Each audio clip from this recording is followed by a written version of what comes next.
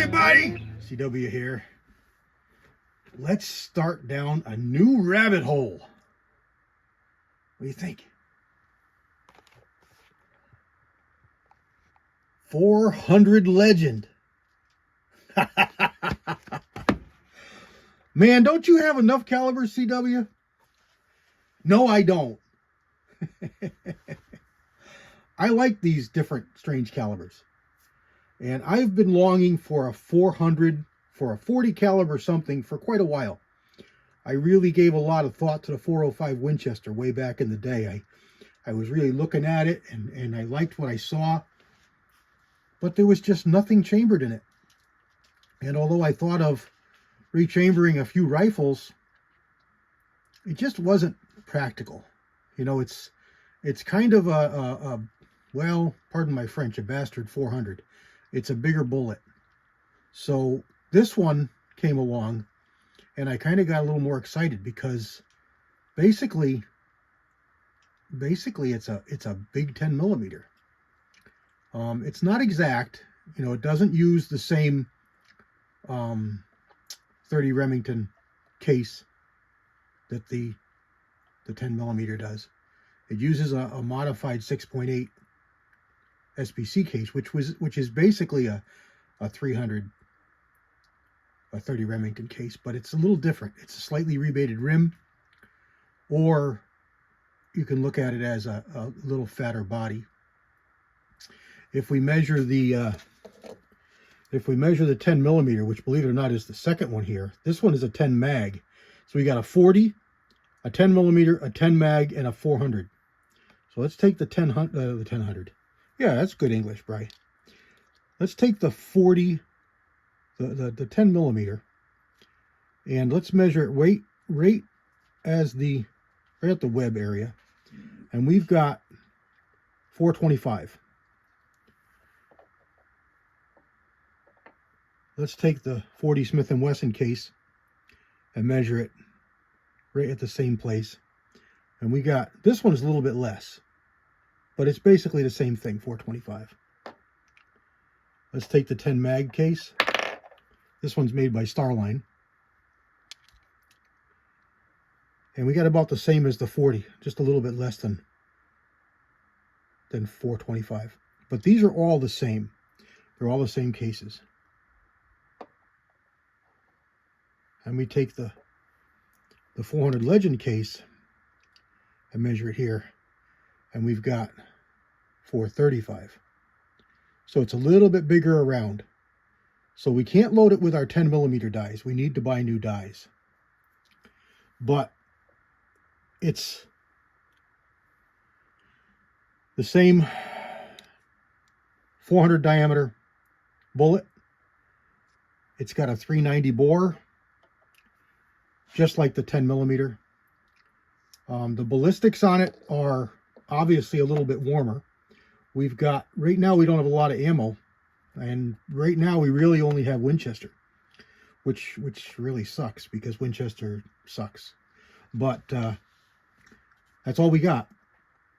There is no brass available right now except for Winchester, and I don't know if Winchester is offering just brass as of yet. So our only source is loaded ammo, which kind of stinks because this was 35 bean sprouts. So not quite as cheap as the 350 Legend and not as cheap as they said that it would be. But it's not crazy. As a hand loader, you know, that box of bullets is going to go a long way because we're going to either shoot those or pull them and reload them. There's been a lot of companies, a lot of YouTubers doing videos on this ammo, and one of them in particular is Turkey's Opinion. He's a really good guy. If you don't know about him, I will try and remember to put his link in my description. But he's done a lot of stuff with this. He's probably the biggest source of information on YouTube for this caliber. He's got a barrel that he had made early on from one of the companies that he works with. So he's able to shoot 400 Legend in an AR And he's been testing a whole lot of different bullets because, believe it or not, there's quite a few bullets out there that are applicable to this caliber. Not to mention that, you know, you can shoot all the 10 millimeter 40 bullets that are out there, but they're designed for a lot lower velocity and power. So they're going to overexpand, underpenetrate at the velocities of the 400 when used on game. If you're just punching steel or paper, what difference does it make? You know, pick a 200-ish grain bullet, 180, you know, 190, 200, and load it up and go to town. You're going to be fine. Factory loadings with this are a 215 grain bullet at about 2250. Street velocity is closer to 2200. But that's typical for all calibers. They overestimate and underdeliver. So that's to be expected. I have already picked up a mold for this. Probably last year, end of last year, beginning of this year. And I picked up a 220 grain truncated cone bullet. So I'm ready for cast bullets with this caliber. Not to mention the 10 millimeter 40 caliber bullet cast bullets I already have, which are perfectly fine. All I have to change is my alloy to get good performance on game with a cast bullet. So I can shoot, you know, 135s, 125s, 150s, 160s, 170s, 180s, 200s, and the 220. You're probably going to want to stay 200 just to keep your BCs up to make it an applicable bullet for game. But you know, you start getting closer to a round ball and your efficiency really drops down. If you expect to push yardages, you know, if you're going to shoot inside 100 yards, yeah, you can do any of the bullets and be fine. But if you expect to push it out to 200 or 250, you're going to want to be, you know, 200 plus grains of weight. So that 220 should be right in the wheelhouse of what this caliber can do performance-wise. Now, I haven't really in-depth looked at what this is. I know it's loaded to about 45,000 cup. And in a rifle, we should be able to push that. So it shouldn't be a big deal to get at least 55,000 PSI safely. And you should see some really respectable numbers come out of this cartridge. Just like, no big deal. This is not you know, sacrilege I'm talking here. We do it with the 450 Bushmaster. We do it with the 6.5 Grendel. We do it with the 6mm ARC. All these cartridges were designed to be able to be fired in an AR, so they keep the pressures low so that the AR can handle them. But as soon as you toss it into a modern bolt action, you're perfectly safe, you know, loading that up to 60,000, high 50s. Of course, none of us usually have accurate testing data to know what we're getting for actual pressures, but any kind of accomplished reloader is going to know what to read and how to tell what his loads are doing in his gun. Plus, a chronograph is going to give you accurate readings of what you can expect to do performance-wise on game based on what other calibers do with the same weight, diameter, velocity. So yeah, it's going to be a fun one. I do have 350 Legend in bolt and AR, and 450 Bushmaster in bolt and AR. I don't at this time plan on a AR in 400, but you know how that goes. May stumble onto a barrel, and maybe I want to put it together. I do happen to have a bolt that will work, and an upper, and everything except a barrel. So I could put it together pretty inexpensively if I wanted.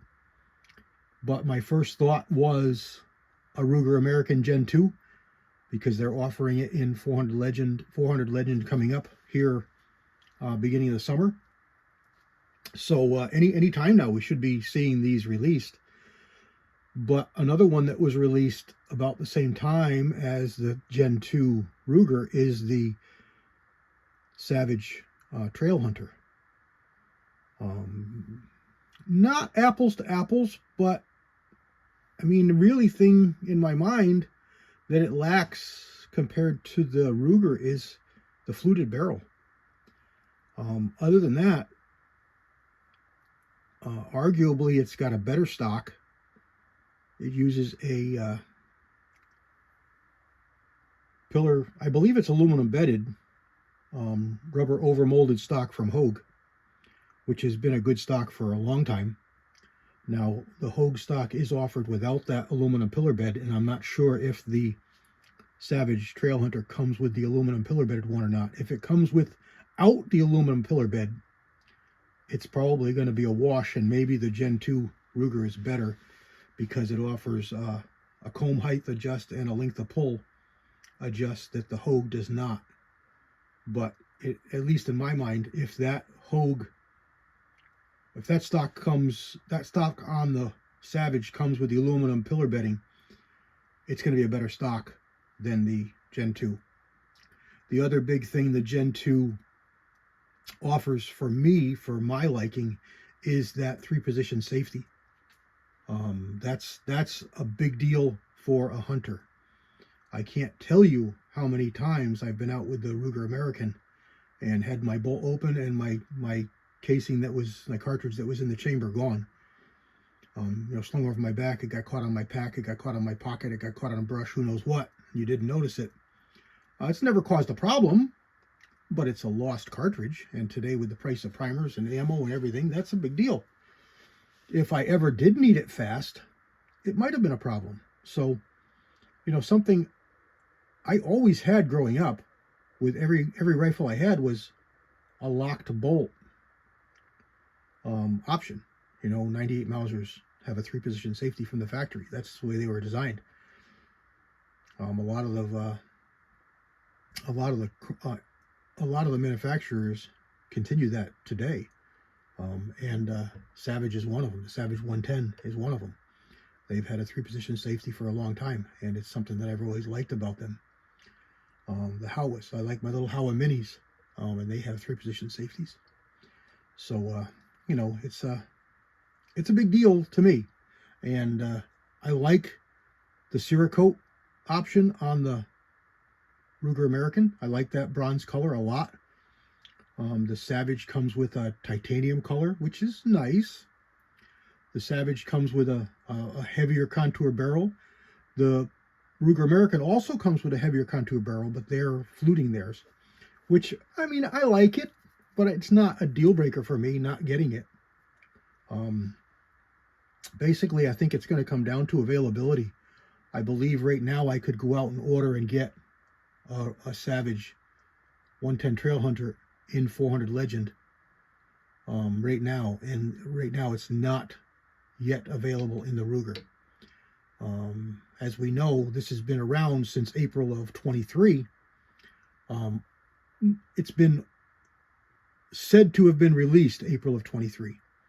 And there's a few Winchesters floating around. Mossberg has their Patriot out. CVA is claiming to chamber in their single shots. There's another company I can't think off the top of my head. But you got the Winchester bolt action, the Ruger American, the Savage. Oh, the Axis. The Savage Axis is also available in 400, and it's available today.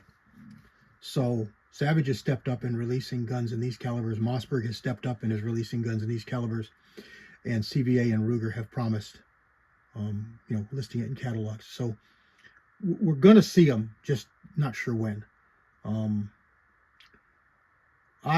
Like I said, I wanted one since I knew about them, and I kind of liked the idea, and talking with a couple other people, kind of got me really psyched and hooked. And I could have bought ammo a month or so ago. I saw it, but I didn't need to have it right then. I knew it was going to be more available, and this morning I was in my local shop, and I saw they had a few gunpowders, and I know we're having a really shortage of cellulose, nitrocellulose right now with companies, and Alliant has stopped production because they can't get a base material of making powder.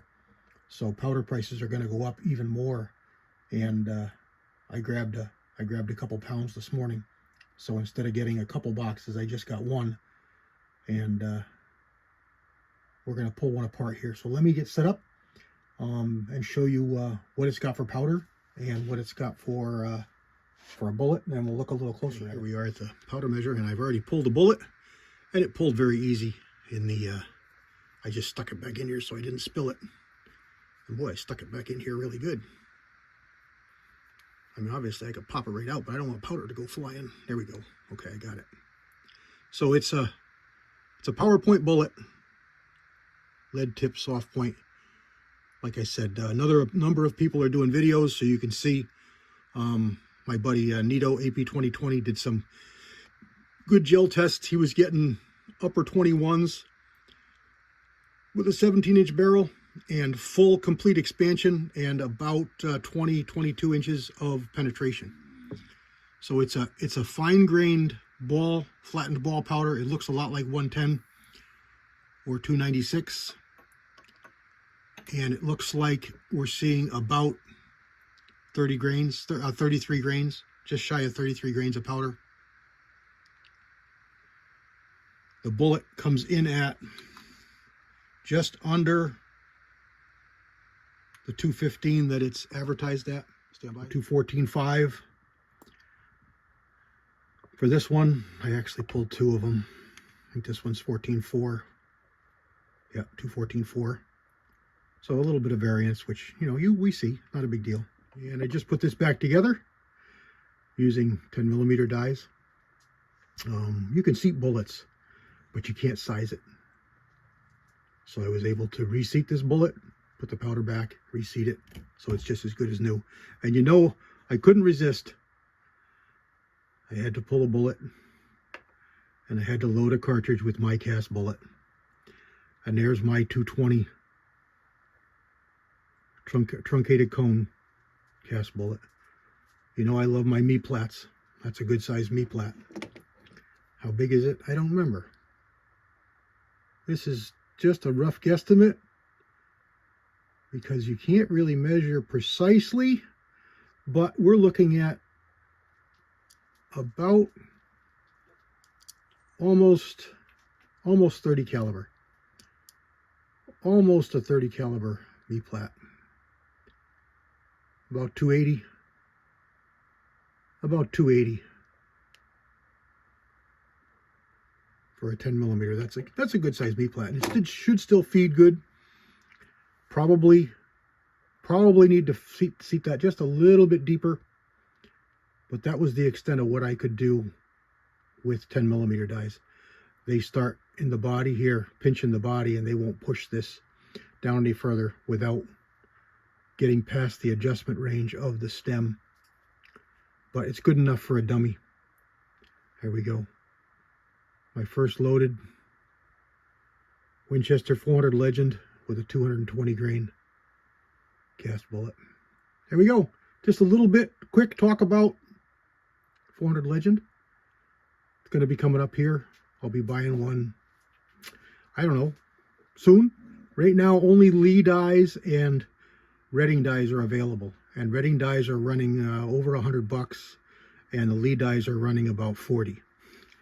I don't really want to buy another Lee die. Every time I buy them, it's a disappointment. But it's so much cheaper than the Reddings. I don't know. I'll have to decide, but we'll see. God bless everybody. Let me know what you think about the 400Legend. I'm kind of excited about it. I could have brought out 350s and 450s and showed you a comparison, but maybe we'll do that in another video. God bless everybody. CW out.